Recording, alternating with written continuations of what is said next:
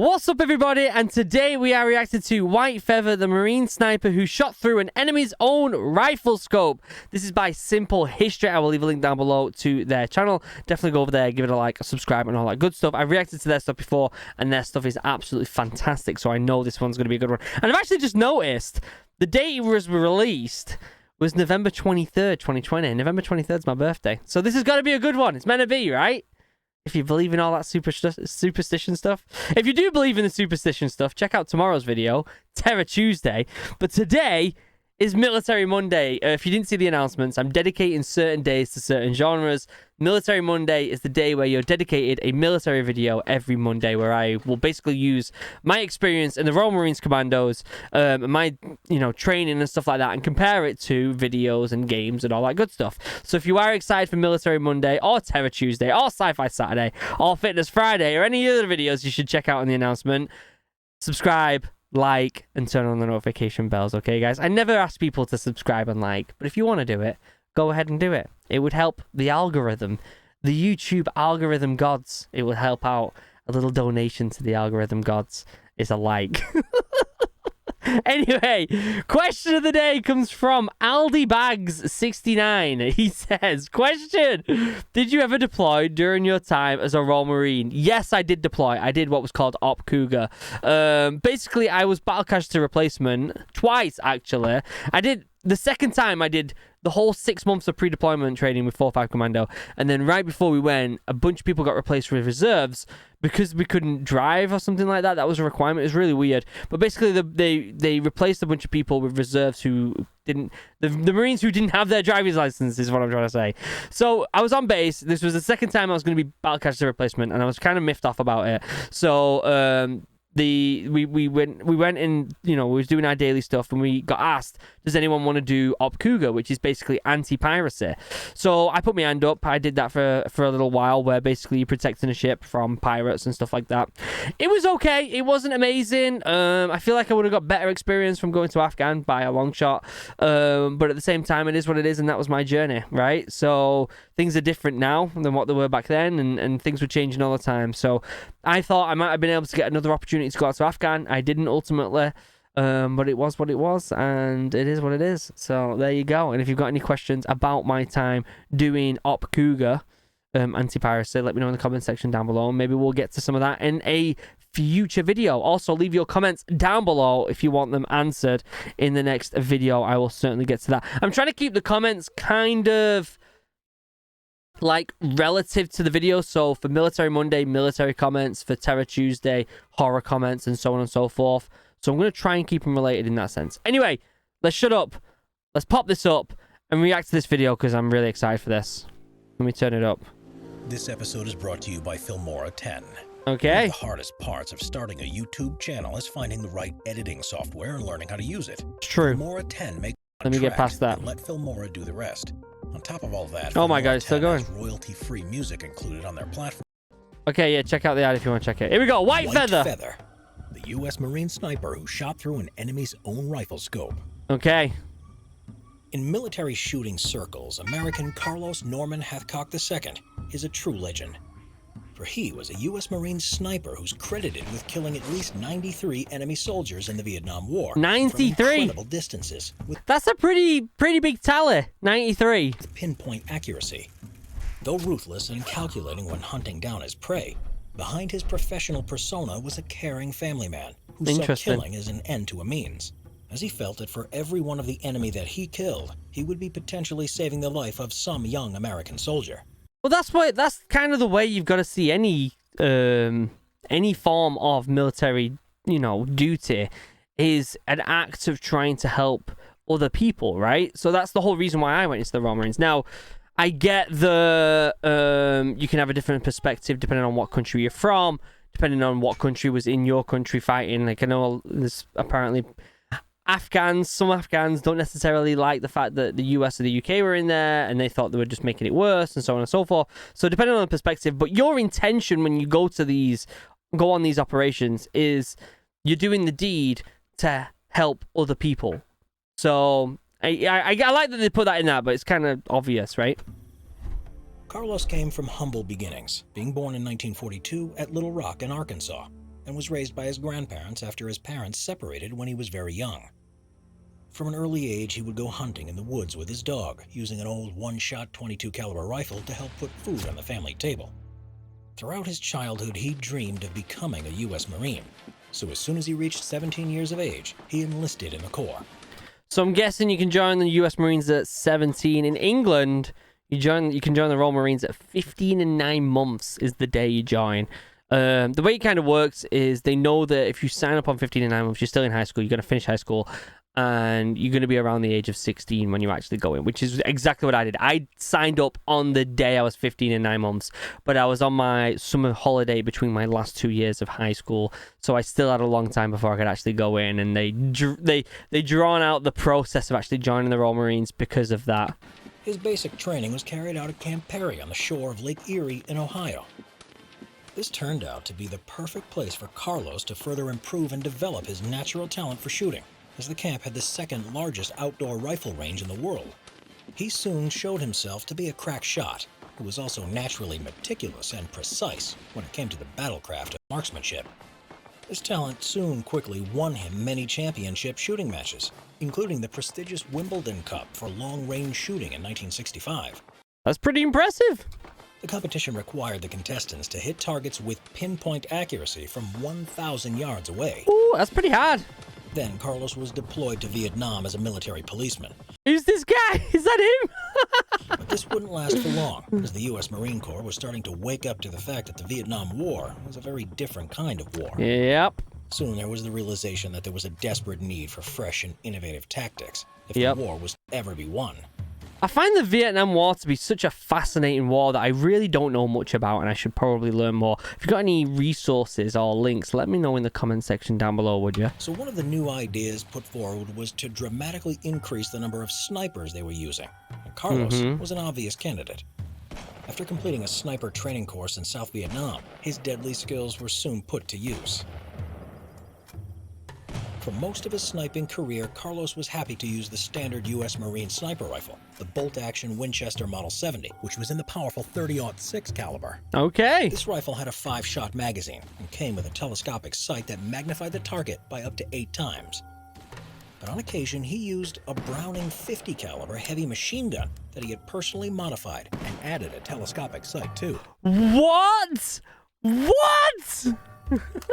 This was an extremely heavy and clumsy weapon, being over 5 feet long and tripod mounted, weighed in at just under 130 pounds. Jeez. Nevertheless, in the right circumstances, this weapon with its powerful round could not be matched in terms of both range and lethal effect. Yep. Carlos proved this in 1967 when he used it to set a new world record for the longest range sniper kill, hitting an enemy Viet Cong guerrilla squarely in the chest who was transporting rifles while on a push bike at a range of 2,500 yards, which is nearly 1.5 miles. Holy cow! If that's true, a moving target at 1.5 miles, he sniped him. Do you understand how nuts that is? On a modified 50 cal machine gun that had a telescopic scope on top. That is unbelievable. Unbelievable. It took the 50 caliber bullet over 2.5 seconds to travel that distance to the target. To give you some context, it would take you 20 minutes at a brisk walk to cover the same distance. Holy This cow. record was not beaten until 35 years later in 2002 by a Canadian sniper in Afghanistan. Who I think still actually has the record. I know Canadian snipers, I think, still have the record for the longest shot. Although I would say that the Royal Marine snipers are probably the best in the world. Don't quote me on that, but I personally think they are. Carlos had built up a formidable reputation during his time in Vietnam. In fact, he proved so effective as a sniper that he gained the nickname of White Feather, after the white feather he always wore on the band of his bush hat. Interesting. Carlos was able to get in the bubble, a zen-like mode where he was in a state of utter, complete, absolute concentration, where every breeze and leaf meant something.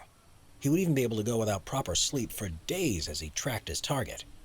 I mean, I think some of this is a bit of like, you know, hearsay. Days without sleep to hit the target.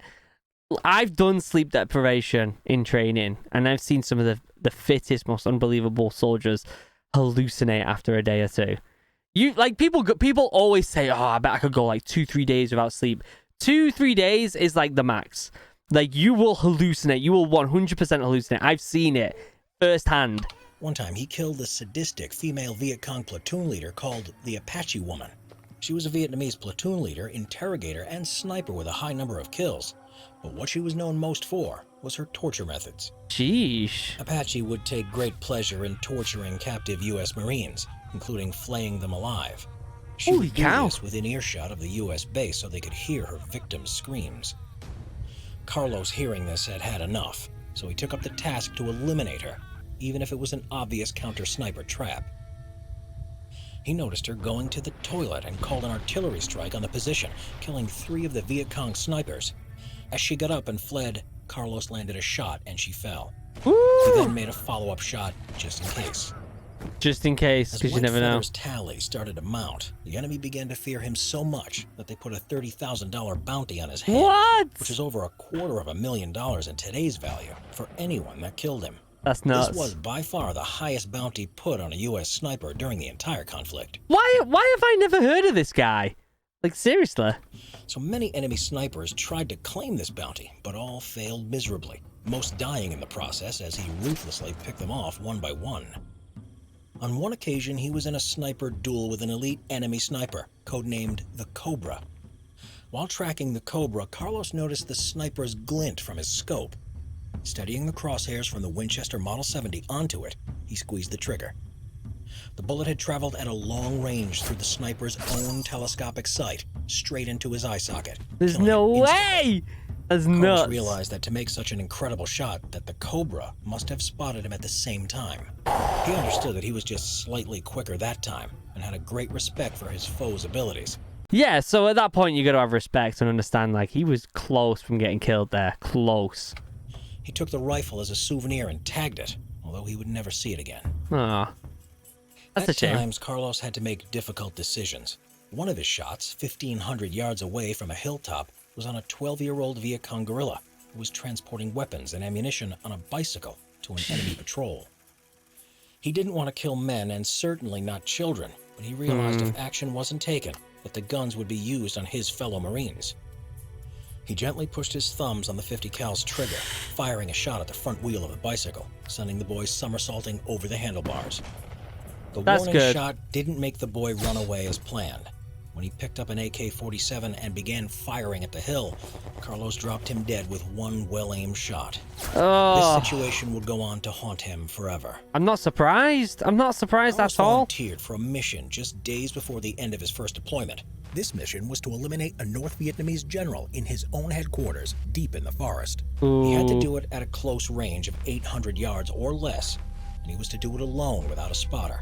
Sheesh. This was the mission where he removed his white feather out of his hat. Carlos put vegetation in his buttonholes and straps and covered his skin in camouflage paint to match the surroundings. As the general emerged from the plantation house and walked towards his car, Carlos held his breath and squeezed the trigger. Unbelievable. Killing the general with a shot to the chest. No one had seen the muzzle flash, and no patrols came after him. Carlos would eventually be credited with an official confirmed total of 93 sniper kills. That's absolutely nuts. This guy's got to go down as one of the best ever, right?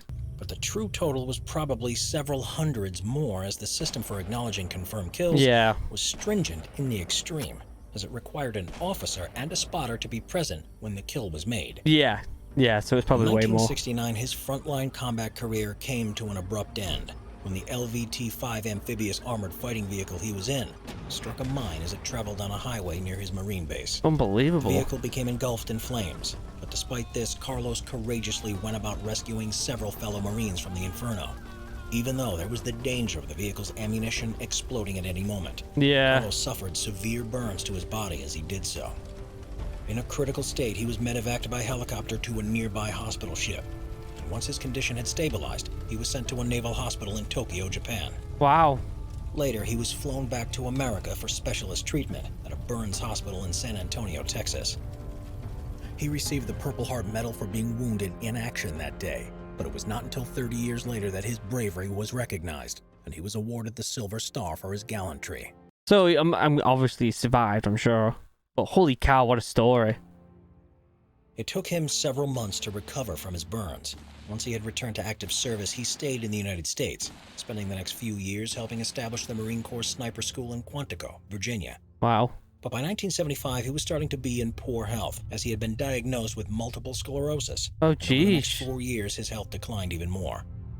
This was to such an extent that in 1979, at the age of just 37 years old, and now a gunnery sergeant, he was forced to retire just 55 days short of 20 years of service due to medical grounds. That's really sad. Civilian life was not at first an easy thing for Carlos to adapt to. He suffered from depression, and his marriage nearly failed because of it. But eventually he worked his way through it, taking up shark fishing, which provided him the challenge he needed to keep himself focused. Shark fishing, there you go. Cure for PTSD, shark fishing. He also became an instructor to various police departments and U.S. Special Forces, teaching cool. the finer points of sniping to a new generation of sharpshooters. Sadly, the multiple sclerosis would eventually claim his life in 1999. Wow. He was just 56 at the time of his Oh, death. wow. His son would follow in his footsteps by joining the U.S. Marines. Carlos had a special high-grade variant of the M21 semi-automatic sniper rifle named after him. The manufacturer's Springfield Armory named it the M25 White Feather Tactical Rifle in his honor. I just got goosebumps. That's really cool. Carlos's original military-issue sniper rifle can be seen at the Marine Corps Sniper Museum in Quantico, Virginia, where it's currently on display. I've got to see that. Holy crap. Where's Virginia? Steph, where's Virginia? Oh, is it on the East Coast? Yeah, probably not going to go back there anytime soon. It's this little animation of him just like chilling in the bush. It's kind of cool. Boom. That's it. Is that all it's going to do for the next, like... It really is. What a great video.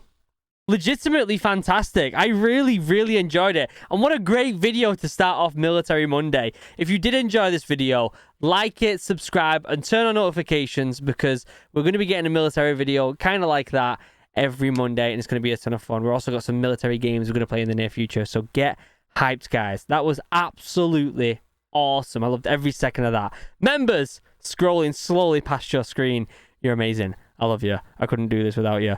I couldn't make these videos like this one every day, or at least nearly every day. I say every day, but I've slowed down now, haven't I? Most days, if it wasn't for these people right here, these names going past your screen right now. So thank you for supporting the channel. I genuinely appreciate it. If you want to become a member, there's a join button next to the subscribe button down below. Other than that, I will see you in tomorrow's video, Terror Tuesday, which I'm very excited to record. I love me some horror. It's one of my favorite genres, if not my favorite. That and fantasy are my favorite genres. But I'm really excited. Yeah, so get hyped. And then on Friday, we're going to have a fitness video for the first time in a long time. So get hyped, guys. Until next time, I love you all. Have a wonderful day. Goodbye.